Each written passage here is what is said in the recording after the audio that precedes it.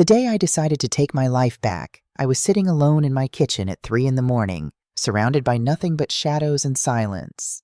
Rain hammered against the windows like it was trying to get in, trying to tell me something I already knew but had spent 5 years refusing to hear. My tea had gone cold hours ago, but I kept my hands wrapped around the cup anyway, needing something to hold on to. In front of me sat a notebook. Just an ordinary spiral-bound notebook with a blue cover, the kind you can buy at any drugstore for $2. But inside that notebook was a list that would change everything. 65 lines, 65 payments, 65 different ways I had been keeping my daughter's family afloat while they treated me like I was already gone. My name is Joan Harris. I'm 73 years old, and I'm about to tell you the story of how I stopped being an ATM machine and started being a mother again. But before I do, I need you to understand something. I'm not the woman my daughter thinks I am. I'm not the confused, forgetful, useless old lady she described to her husband when she thought I couldn't hear. I was the chief financial officer of Morrison & Associates for 22 years. I managed investment portfolios worth $200 million. I raised a daughter while building a career, helped my husband build his construction business from the ground up, and when I retired, I was sharp enough to manage our investments so well that we never had to worry about money again. But somewhere along the way, I forgot all of that. I let myself become invisible. If you've ever felt like you disappeared inside your own family, if you've ever given everything you had only to be told it wasn't enough, then this story is for you. It started 5 years ago, the day my husband Richard died. He went the way he lived, suddenly, completely, without warning. One moment he was in our garden, planting tomatoes and humming that old Johnny Cash song he loved. The next moment he was gone. Heart attack, they said. Massive. He probably didn't feel a thing. I felt everything. Richard left me with a 4-bedroom house that was paid off, savings of $2.8 million, and shares in his construction company that I eventually sold for another $1.5 million. He also left me a letter I tucked away in his desk drawer without reading because I couldn't bear to see his handwriting, couldn't bear to hear his voice in my head saying goodbye. That letter sat in that drawer for 5 years. If I had read it sooner, maybe things would have been different. Maybe I would have seen what was coming. But I didn't read it. And what came instead was my daughter Felicia and her husband Grant, with their sympathetic smiles and their helpful suggestions and their slowly tightening grip on my checkbook. At first it seemed so reasonable. Felicia was worried about me being alone. Grant offered to help manage some of my finances. They needed a small loan for a can't-miss investment opportunity, then another loan, then help with the mortgage on their new house in the gated community, then the private school tuition for my granddaughter Emma, then the car payments, then everything else. Each request was small enough to seem harmless. Each temporary arrangement became permanent. And slowly, so slowly I didn't even notice it happening, I stopped being Richard's widow and started being Felicia's bank account. Let me tell you about Wednesdays. Wednesdays were what I called bill day. Every Wednesday I would wake up at 6 in the morning, make myself a cup of tea, and sit down at my computer to verify that all 65 automatic payments had gone through correctly. Then I would wait for Felicia's call. She always called on Wednesdays, not to ask how I was doing, not to tell me about her week, not to share anything about Emma's life, just to make sure the money had moved. The mortgage on their 4-bedroom house in Willow Creek Estates, $3,200 a month. Grant's Tesla Model Y, $1,350. Felicia's Range Rover, Sport 980. Insurance on both cars, $420. Home insurance, $280. Emma's tuition at St. Augustine Academy, $2,400 a month. Her piano lessons with a private teacher, $320. Ballet classes at some fancy studio, $280. Tennis coaching, $200. Summer camp deposits paid year-round, $150. Grant's country club membership at Oakwood, $650. His private golf coaching, $400. His executive gym membership, $275. His business lunch account, $500 a month for meals with people who never seem to invest in anything. Felicia's spa membership at Serenity, $320. Her personal trainer, Megan, 3 sessions a week, $360. Subscription boxes for beauty products and wine and meal kits, $450. Her nail salon account, $180. House cleaning twice a week, $600. Lawn care, $250. Pool maintenance, $180. Pet insurance for their 2 golden doodles, $220. Home security, $150. Family cell phone plan with unlimited everything, $380. 6 different streaming services, $85. And then there was the entertainment fund for dinners with friends, $800 a month. Clothes for Felicia from Nordstrom, $600 average. Clothes for Emma, $300. Miscellaneous expenses that were never explained, $400. Every month, somewhere between $16,000 and $18,000 flowed out of my accounts and into their lives. Over 5 years, that added up to more than $1 million. $1,247,000 to be exact. I know because I counted. I kept track of every single penny in spreadsheets that would have made my old colleagues at Morrison & Associates proud. But my daughter didn't know about those spreadsheets. My daughter thought I was losing my mind. The Wednesday that changed everything came 2 weeks after Thanksgiving. I should tell you about that Thanksgiving first, because it matters, because it was the first time I let myself see what I had become. I spent 3 days preparing for that dinner. I made my mother's apple pie from scratch, the recipe passed down through 4 generations. I bought Emma a delicate silver bracelet that I thought she might like. I made the green bean casserole that Felicia used to request every year when she was a little girl. I arrived at their house 30 minutes early, hoping to help with the preparations. Instead, Felicia met me at the door with that tight smile she had perfected over the years. "Mom, just sit down somewhere, okay? We've got it handled. You'll just be in this way." When I presented my apple pie, Grant barely glanced at it. "Oh, you still make that?"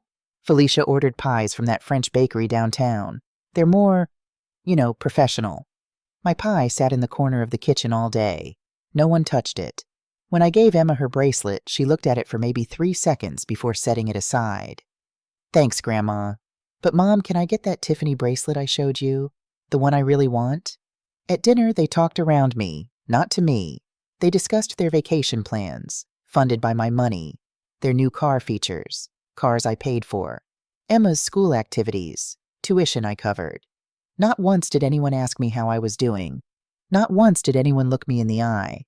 And then, when they gathered for the family photo to post on Instagram, Felicia said the words that would echo in my head for weeks. "Mom, step out of the frame for a sec. We want to get a picture of just our little family first." I stood there holding my phone, taking a picture of a family that didn't include me. I drove home that night with my untouched apple pie in the passenger seat, and I sat in my dark kitchen until midnight, asking myself a question I had been avoiding for 5 years. When did I become invisible? 2 weeks later, I was in the hospital. Pneumonia, they said. A bad case.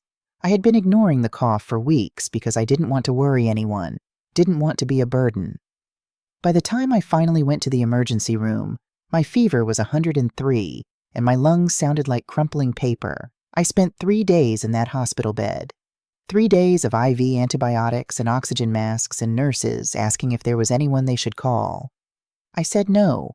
Felicia was busy with her country club fundraiser. I didn't want to interrupt. On the second day, lying in that bed with my hands shaking from fever, I remembered it was Wednesday, bill day. I fumbled with my phone for 20 minutes, trying to log into the banking app, trying to make sure all 65 payments went through. 64 of them did. The electric bill was 1 day late. I didn't think it mattered. 1 day out of 5 years of perfect payments. 1 small delay while I was fighting for breath in a hospital room. I was wrong. The call came the afternoon I got home from the hospital. I was still weak, still coughing, still wrapped in a blanket on my couch, trying to remember what it felt like to breathe normally. My phone rang. Felicia. "Mom, did you transfer the mortgage money yet?" Grant's asking. No hello, no how are you feeling, no acknowledgement that I was a human being with feelings and a beating heart that had been struggling to keep working for the past 3 days. "Yes, Felicia," I said, my voice hoarse. "I transferred it this morning." "Good. Listen, Grant and I need to talk to you about something important." My heart lifted just a little. Maybe she wanted to actually talk. Maybe she had sensed something was wrong. Maybe, "We think you should sell the house." I couldn't speak. "Mom, did you hear me? We think you should sell the house and come live with us. Grant has this amazing investment opportunity, and we could really use the equity. Don't worry, we'd fix up the garage for you. Make it cozy. You'd have your own little space." The garage. They wanted me to sell my home, the home where Felicia took her first steps, where Richard and I raised our family, where every creaky floorboard held a memory, so Grant could gamble on another investment scheme. And in return, I would get to live in their garage. Mom, are you listening? You're not as sharp as you used to be. Yesterday you forgot to pay the electric bill on time, and we almost had a late fee. It's exhausting trying to keep track of you. There it was, the word that would change everything. Exhausting. I was exhausting to her. Not the fact that I had paid 65 different bills every single month for 5 years without missing one. Not the $1 million I had given them. Not the life I had funded while they treated me like an inconvenience. Just that I was exhausting when I wasn't perfect. And honestly, Mom, you're kind of useless with all this financial stuff. You need us to manage things for you. It's for your own good. Useless. Exhausting and useless. I heard those words, and something inside me shifted. Something that had been sleeping for 5 years finally woke up. I need to think about it, I heard myself say. Think about it? Mom, this is a good thing. We're trying to help you. You're being difficult. I hung up without saying goodbye. And then I did something I hadn't done in 5 years. I walked into Richard's study, the room Felicia kept telling me to clear out because it was wasting space, and I opened the secret drawer under his desk. Inside was everything I needed. 5 years of financial records, spreadsheets tracking every dollar, the business card of attorney Samuel Whitmore, my secret lawyer, and Richard's letter, still sealed, still waiting. I didn't open the letter that night. I wasn't ready, but I picked up my phone and called Samuel Whitmore. Sam, I said, I'm ready. Start the process.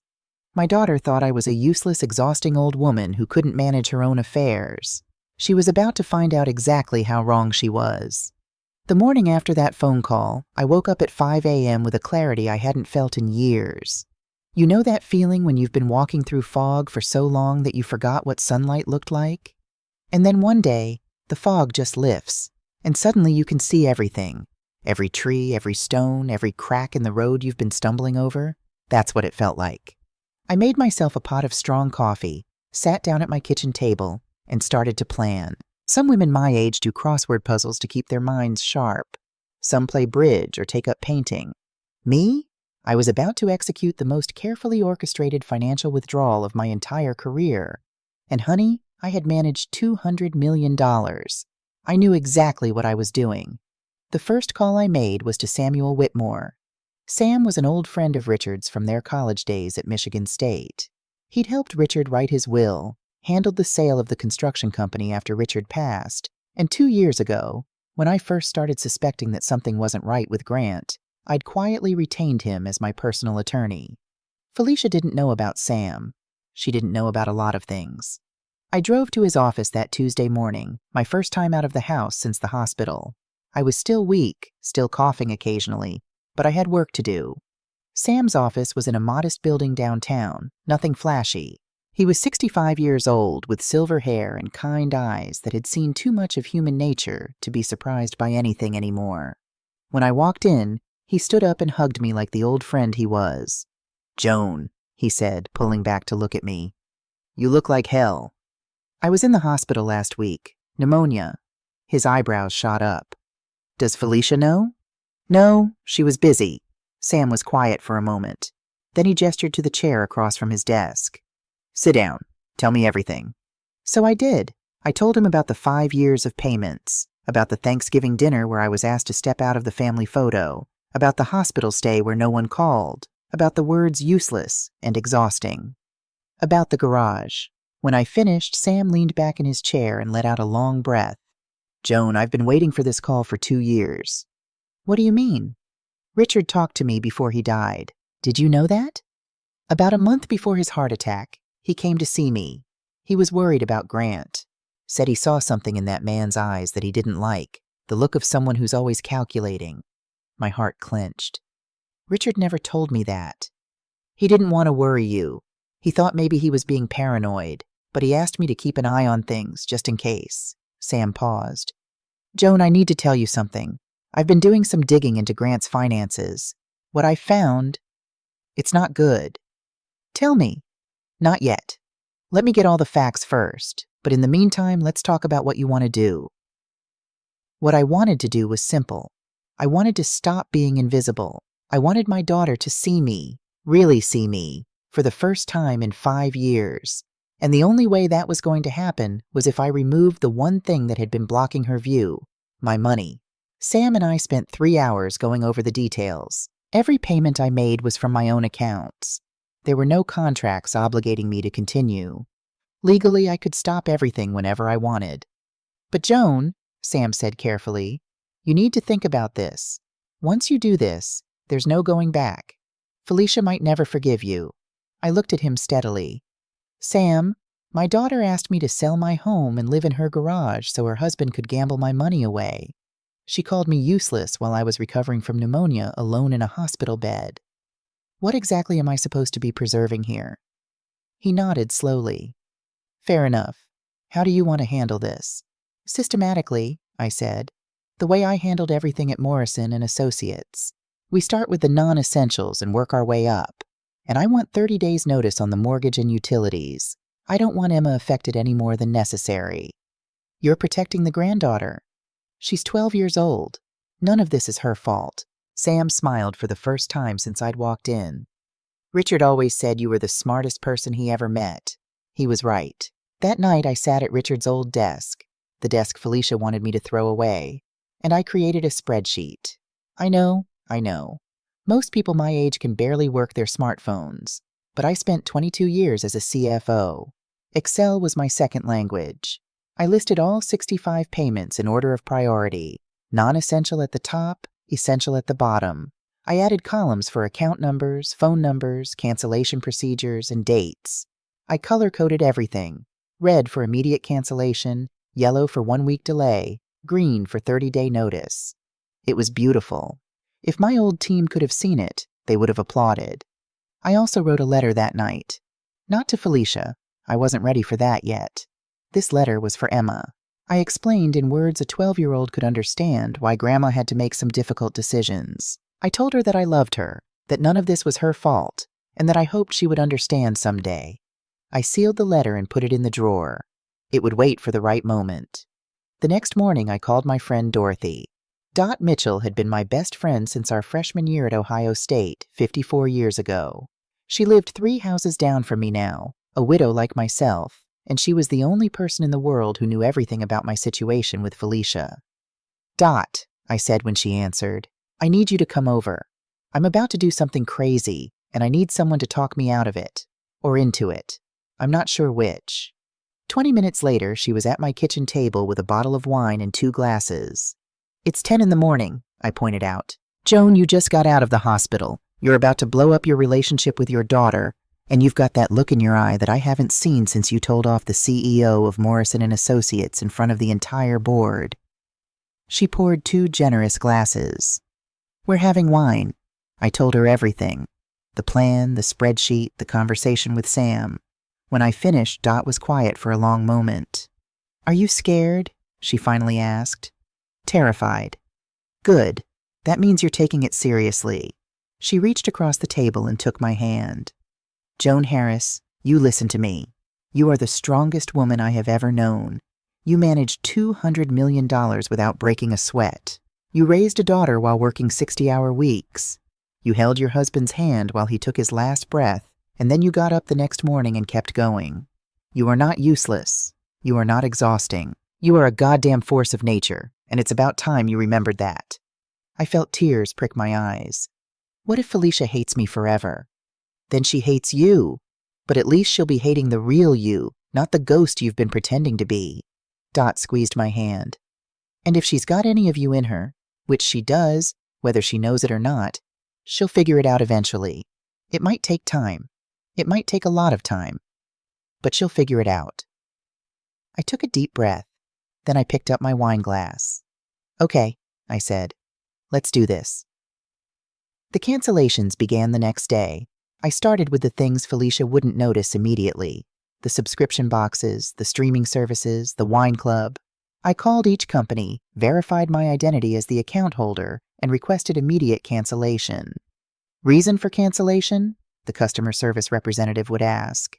Personal decision, I would say. Please process it immediately.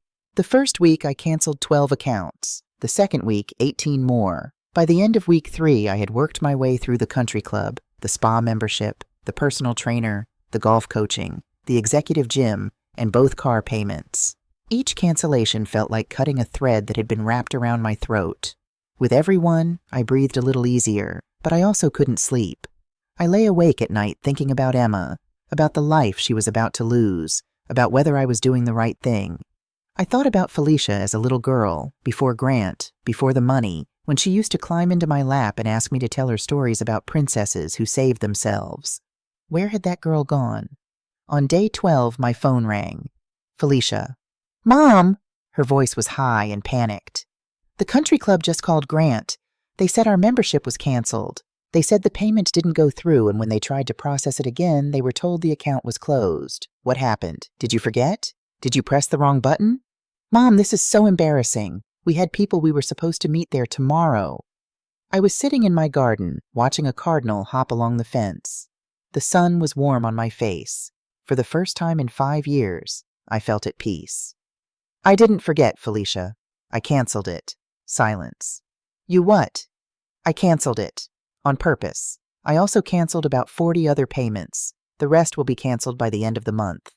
More silence. I could hear her breathing fast. "This isn't funny, Mom. Whatever you're trying to prove, I'm not trying to prove anything, sweetheart. I'm just done." "Done with what?" "Done being useless and exhausting." The silence stretched so long I thought she might have hung up. Then her voice came back, smaller now, with something in it I hadn't heard in years. Fear. "What are you talking about? Last week you told me I was useless with managing things, that it was exhausting keeping track of me. You wanted me to sell my house and live in your garage so Grant could invest my money. Well, I've been thinking about that, and I realized you were right about one thing. I was being useless, but not in the way you meant." "Mom, I was being useless to myself, Felicia. I was exhausting my own resources, my own life, my own dignity for people who saw me as nothing more than a bank account. So I'm done." "Mom, I didn't mean... We didn't..." She was crying now. "That's not what we were saying." "Then what were you saying?" She didn't have an answer. I let the silence hang for a moment. Then I said quietly, "When's the last time you called just to hear my voice, Felicia? When's the last time you visited without needing something? When's the last time you treated me like a person instead of a checkbook?" She was sobbing now, but I couldn't stop. 5 years of silence was pouring out of me.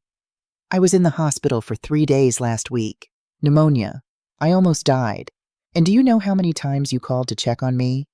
0. But you called 4 times to ask about money. 4 times in 1 week, Felicia. That's when I knew." "Knew what?" "That I had already lost you, and that the only chance I had of getting you back was to stop giving you the one thing you still wanted from me." I hung up. Then I sat in my garden and cried. For the first time since Richard died, I let myself really cry. 3 days later, Samuel called me with the information he'd been gathering about Grant. What he told me made my blood run cold. "Joan, Grant is in serious trouble. He owes $140,000 to a private lender, basically a loan shark. He borrowed $80,000 2 years ago to invest in cryptocurrency, lost it all, and the interest has been piling up ever since." $140,000, I repeated, my voice hollow. "That's not the worst part." Sam paused. "He used the deed to their house as collateral, the house you've been paying the mortgage on." "He can't do that. Felicia's name is on that deed too." "He forged her signature, Joan. I have the documents." I felt sick. "Does Felicia know?" "I don't think so, but there's more." Another pause, longer this time. "Grant has been consulting with someone about having you declared mentally incompetent. He wants to gain control of your assets." The room spun. I gripped the edge of the table. "He's been building a case," Sam continued. "The forgetfulness, the late electric bill, the idea that you can't manage your own affairs, that investment opportunity he wanted you to fund by selling your house, that was his plan to pay off the loan shark. And when that didn't work, he moved to plan B, take everything from you legally." I thought about all the times Grant had watched me with those calculating eyes, all the times he'd suggested I was slipping, All the times he'd positioned himself as the helpful son-in-law who was just trying to take care of poor, confused Mom. "Sam," I said slowly, "does Felicia know about any of this? The debt, the forgery, the plan to have me declared incompetent?" "I honestly don't know, Joan. She might be completely in the dark, or she might be in on it. I can't tell." I closed my eyes. My daughter. My baby girl. The child I had nursed through fevers and held during thunderstorms and cheered for at every school play. Was she capable of this? I didn't know anymore, and that uncertainty was the most painful thing of all. "What do I do, Sam?" "Right now, you protect yourself. I'm going to start the process of documenting everything. If Grant tries to move forward with the incompetency claim, we'll be ready. But Joan," he hesitated, "you might want to talk to Felicia, alone, before this goes any further." She showed up at my door 3 days later. I barely recognized her. The Felicia I had seen at Thanksgiving, polished, perfumed, dressed in designer clothes, was gone. In her place stood a woman with unwashed hair, red-rimmed eyes, and an old college sweatshirt I hadn't seen in 15 years. "Mom," her voice cracked. "Can I come in?" I stepped aside and let her enter. She walked into the living room and stood there, looking around like she was seeing the house for the first time. Her eyes landed on the photo of Richard on the mantel, and something in her face crumpled. "We're losing everything," she whispered. "The cars are being repossessed tomorrow. We had to pull Emma out of St. Augustine's. The country club won't even return our calls. Our friends?" She laughed bitterly. "Turns out they weren't really friends. They were just people who liked being around money." I didn't respond. I just waited. She sank onto the couch, and suddenly she looked so young, so lost. Like the little girl who used to come to me with scraped knees and broken toys, trusting that Mom could fix anything. "I don't understand why you're doing this," she said. "We're your family. You're supposed to help family." Something inside me broke open. "Family," I repeated. "Felicia, do you know what your father said to me before he died? The last real conversation we had?" She shook her head. "He said, 'Take care of yourself, Joan. Don't let anyone use your love against you.'" I didn't listen. For 5 years, I didn't listen. I walked to the drawer where I kept my notebook and pulled it out. "Do you know how much I've spent on your family in the last 5 years? $1,247,000. I kept track of every penny. 65 payments, every single month for 5 years. Felicia stared at the notebook like it was a snake. "Do you know how many times in those 5 years you called me just to ask how I was? Not about money. Just about me?" I paused. "I kept track of that, too. 0, Felicia. Not once." Tears were streaming down her face now. "And last week, when I was lying in a hospital bed with pneumonia, fighting for every breath, do you know what I was doing? I was logging into my banking app with shaking hands to make sure your bills got paid. Because I didn't want to be a burden. Because I didn't want to interrupt your fundraiser." My voice broke. "I almost died alone, Felicia, and the reason you called me useless was because I paid 1 bill late from my hospital bed." She was crying so hard now she couldn't speak. Good, I had more to say. "But that's not why I asked you here today." I sat down across from her and forced myself to stay calm. "I asked you here because I need to tell you something about your husband. Something you need to know." Felicia looked up, confused through her tears. "Grant? What about Grant?" "Sweetheart, I'm going to tell you something, and it's going to hurt. But you need to hear it from me before you hear it somewhere else." And then I told her everything. The debt, the loan shark, the forged signature, the plan to have me declared incompetent and take control of my assets. As I spoke, I watched my daughter's face transform. Confusion gave way to disbelief. Disbelief gave way to horror. And horror gave way to something I hadn't seen in her eyes in a very long time. Clarity. When I finished, she sat frozen for a long moment. Then she pulled out her phone and dialed Grant's number. "Grant," she said, her voice deadly calm. "Mom just told me about the $140,000 debt, and about you forging my signature, and about your plan to have her declared incompetent." I could hear Grant's voice on the other end, high and panicked, trying to explain, trying to spin. Felicia listened for about 30 seconds. Then she said 2 words. Is it true? Whatever Grant said next was all the answer she needed. She hung up without another word and looked at me with devastated eyes. "Mom," she whispered. "I didn't know. I swear to God I didn't know." I looked at my daughter, really looked at her, for the first time in 5 years, and I saw something I had almost given up hope of ever seeing again. I saw my little girl. "I believe you," I said softly. "But Felicia, we have a lot of work to do, and this time we're going to do it together." The weeks that followed were the hardest of my life, harder than losing Richard, harder than those 5 years of invisibility, because now I had to watch my daughter's world fall apart and resist every instinct telling me to fix it. That's what mothers do, isn't it? We fix things. We make it better. We sacrifice ourselves on the altar of our children's happiness and call it love. But I had learned something in that hospital bed, something in those 3 days of fighting for breath while no one called. Sometimes the most loving thing you can do is step back and let someone fall. Because it's only when we hit the ground that we learn how to stand up on our own. So I watched, and I waited, and I prayed that I hadn't lost my daughter forever. Felicia moved out of the house 3 days after our conversation. She didn't have anywhere to go at first. Grant was still there, still trying to explain, still insisting that everything he'd done was for the family. She couldn't stomach looking at him, so she took Emma and checked into a motel near the highway, the kind of place she would have wrinkled her nose at 6 months earlier. She called me that first night, her voice small and tired. "Mom, I don't know what to do. I don't know how to do any of this. I haven't worked in 10 years. I don't have any money of my own. Everything was in Grant's name or paid by you. I don't even know how to—" She trailed off, and I heard her crying softly. My heart ached to help her, to write a check, to fix it, to make the pain go away. Instead, I said, "What do you need right now, sweetheart? Not money. What do you need?"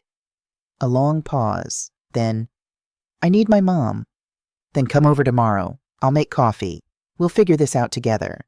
That was the first real conversation we'd had in 5 years. The next few months were chaos. Grant fought the separation at first. He showed up at my house twice, demanding to talk to Felicia, insisting he could explain everything. The first time, I told him to leave. The second time, I called the police. Samuel Whitmore worked quickly. He helped Felicia understand the full extent of what Grant had done, the forged signatures, the hidden debts, the lies upon lies upon lies. When Felicia saw the documents, saw her own signature faked on loan papers, something in her finally snapped. She filed for divorce 2 weeks later. The house in Willow Creek Estates, the house I had been paying for all those years, was sold to pay off Grant's debts. There wasn't much left after the loan shark and the lawyers took their share. Felicia and Emma moved into a small 2-bedroom apartment in a neighborhood she once would have called sketchy. It had thin walls and noisy neighbors and a parking lot view. Emma cried for a week straight. She missed her friends at St. Augustine's. She missed her big bedroom with the walk-in closet. She missed her ballet classes and her tennis lessons and her 2 golden doodles, who had to be rehomed because the apartment didn't allow pets. I won't pretend it wasn't painful to watch. It was agony. Every tear Emma shed felt like a knife in my chest. But I also saw something else happening, something I hadn't expected. Emma called me about a month after they moved into the apartment. Not Felicia, Emma herself, from her own phone, without her mother knowing. "Grandma?" Her voice was hesitant, uncertain. "Can I ask you something?" "Of course, sweetheart. Anything." "Why did you stop paying for everything?" I took a deep breath. This was the conversation I had been both dreading and hoping for. "Emma, do you remember that bracelet I gave you at Thanksgiving? The silver one?" Silence, then very quietly. "Yes. Do you still have it?" Another pause. "I'm wearing it right now." Something warm bloomed in my chest. "You are?" "I found it in my jewelry box when we were packing. I didn't really look at it before. At Thanksgiving, I mean. I was being bratty. I know that now." Her voice wobbled. "But when I looked at it again, I saw that you had it engraved. On the inside." I smiled. She had finally noticed. I'd had 3 words engraved on the inside of that bracelet. always loved. Grandma, I'm sorry I was mean to you. About the bracelet and the Tiffany thing and all of it. I didn't understand. Understand what, honey? That you're not just money, that you're a person, that you matter. She was crying now, and so was I. Mom and I talk about it sometimes, about how we treated you. She cries a lot. She says she was so busy trying to keep up with everyone at the country club that she forgot what was actually important. I wiped my eyes with the back of my hand. Emma, I need you to know something. I never stopped loving you, not for 1 second. Everything I did, stopping the payments, all of it. I did it because I love you, because I wanted us to be a real family again, not just people connected by money. I know, Grandma. A sniffle. Can I come over this weekend? I want to learn how to make that apple pie, the one you brought to Thanksgiving. I'm sorry no one ate it. I should have tried it. I bet it was really good. I laughed through my tears. It was really good. And yes, sweetheart, you can come over anytime you want. I'll teach you everything. Felicia found a job about 2 months into her new life. It wasn't easy. She hadn't worked since before Emma was born, and the job market wasn't kind to women in their late 30s with 10-year gaps in their resumes. She applied to dozens of positions and heard nothing back. Then she remembered Margaret O'Brien. Maggie had been Felicia's mentor teacher during her student teaching days, back when my daughter was 23 years old and full of fire and idealism. Back before Grant. Back before the money. Back when she used to come home glowing because a struggling student had finally grasped a difficult concept.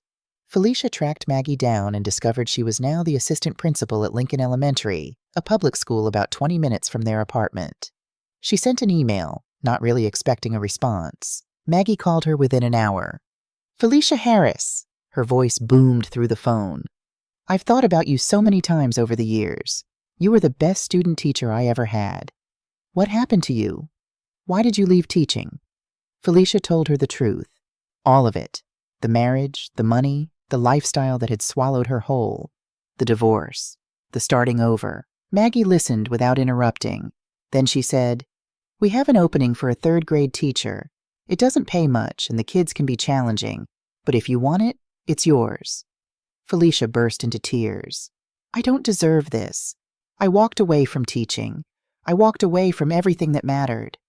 Honey, Maggie said gently, we all lose our way sometimes. What matters is finding our way back. Now, can you start Monday? Felicia started Monday. And for the first time in years, I saw my daughter smile. Really smile. The way she used to before Grant. Before the country club. Before she forgot who she was. The Sunday dinners started about 3 months in. It began small. Just Felicia and Emma coming over for a simple meal. Nothing fancy. No catering, no expensive wine, no designer clothes.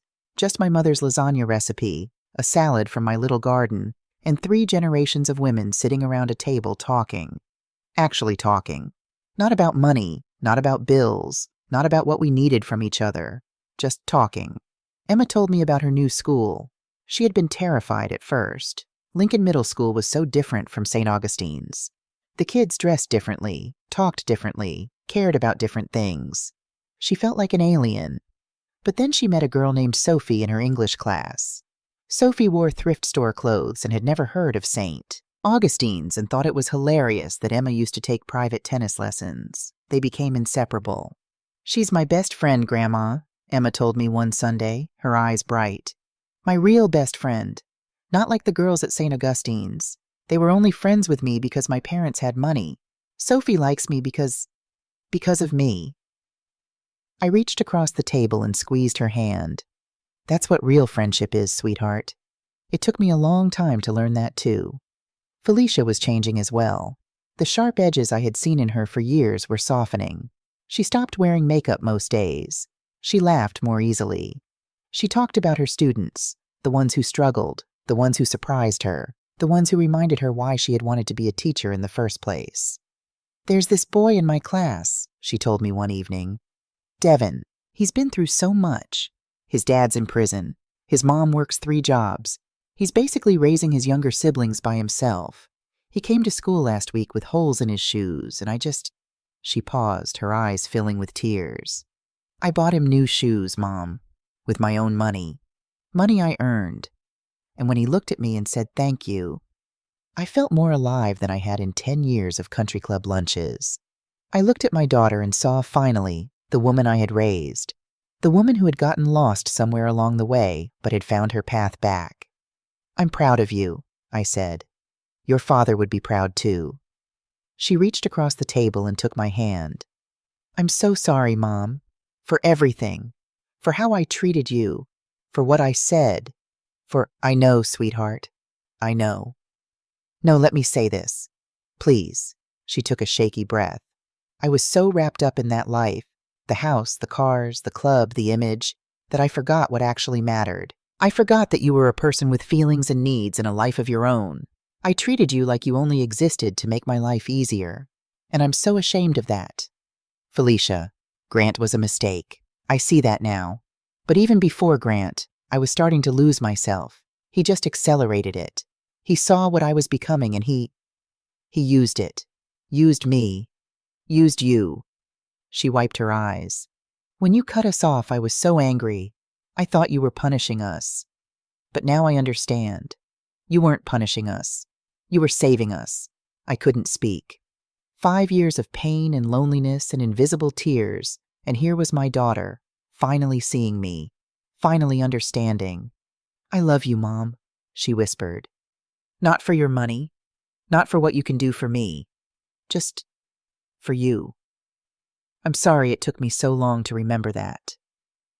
I got up from my chair, walked around the table, and held my daughter while she cried, just like I had when she was 5 years old and had a nightmare, just like I had when she was 12 and the mean girls at school made fun of her glasses, just like I had when she was 22 and wasn't sure she could handle student teaching. Some things never change. A mother's arms are always home. 6 months after I canceled those 65 payments, I finally opened Richard's letter. I don't know why that particular night felt like the right time. Maybe it was because I had just had Sunday dinner with Felicia and Emma, and for the first time in years, I felt whole. Maybe it was because I finally felt strong enough to hear his voice again. I sat in his study, the room I had almost cleared out so many times, and I carefully opened the envelope. The paper inside was slightly yellowed, the handwriting achingly familiar. "My dearest Joan, if you're reading this, it means I'm gone. I'm sorry I left you alone. I'm sorry for every moment we won't have together. I'm sorry I couldn't stay. But I'm not writing this letter to say goodbye. I'm writing it because I'm worried about what will happen after I'm gone. Joan, I've been watching Grant. I've seen the way he looks at you. Not at you, really, but at what you represent, what we have. I see the calculations behind his eyes, the way he's always positioning himself, always angling for advantage. I don't trust him. I never have. Our Felicia is a good person. She has your heart, your kindness, your desire to see the best in people. But she's also trusting to a fault, and Grant knows how to use that. I worry that without me there to be the bad guy, to ask the hard questions, he'll slowly take over. And I worry that you'll let it happen because you love Felicia too much to say no. So I need you to promise me something. If you ever feel like you're disappearing, like you're becoming invisible in your own life, I need you to stop. I need you to remember who you are. You're Joan Harris, the smartest, strongest woman I've ever known. You managed $200 million. You built a life with me from nothing. You can do anything. Don't let anyone take that from you, not even our daughter, especially not her husband. If they treat you like an ATM machine, stop dispensing cash. If they treat you like you don't matter, show them how much you do by walking away. It will hurt. God, it will hurt. But sometimes love means letting people fail so they can learn to stand. I believe in Felicia. Underneath whatever Grant has done to her, our daughter is still there. She's just lost. And sometimes people have to lose everything before they can find what matters. I love you, Joan. I will always love you. Take care of yourself. Forever yours, Richard P.S. Sam Whitmore has a copy of this letter. If you ever need someone in your corner, call him. He's a good man. I trust him with our family. I read the letter 3 times. Then I pressed it to my chest and sobbed. Not with grief this time, but with gratitude. Richard had known. 5 years before any of it happened, he had seen it coming. He had tried to warn me. And even though I hadn't listened, even though I had to learn the hard way, he had given me a roadmap back to myself. I did it, Richard. I whispered into the empty room. It took me 5 years, but I did it. And you were right. About all of it. I could almost hear his voice. That's my girl. The last Sunday dinner I want to tell you about happened 1 year after I canceled those payments. The table was crowded now. Felicia and Emma were there, of course. But so was my friend Dot, who had become a regular. And Felicia's friend Maggie, who had become like an aunt to Emma. And Sophie, Emma's best friend from school, whose mother worked nights and couldn't always provide dinner. The food was simple. My mother's lasagna, garlic bread, a big salad. Emma had made the apple pie herself, her 4th attempt. It was perfect. Halfway through dinner, Emma stood up and tapped her glass with her fork. "I want to say something," she announced. Everyone fell quiet. "A year ago, I thought my life was over. We lost our house and our cars and our club and everything I thought mattered. I had to leave my school and my friends and start over with nothing." She paused, her voice wobbling. "And it was the best thing that ever happened to me." Felicia reached over and took her daughter's hand. "I used to think being rich was the most important thing in the world," Emma continued. "I used to think the stuff you owned and the places you went and the people who wanted to be seen with you, I thought that was what made you somebody. But I was wrong." She looked at me, her eyes shining. "Grandma taught me what really makes you somebody. It's who you love. It's who loves you back.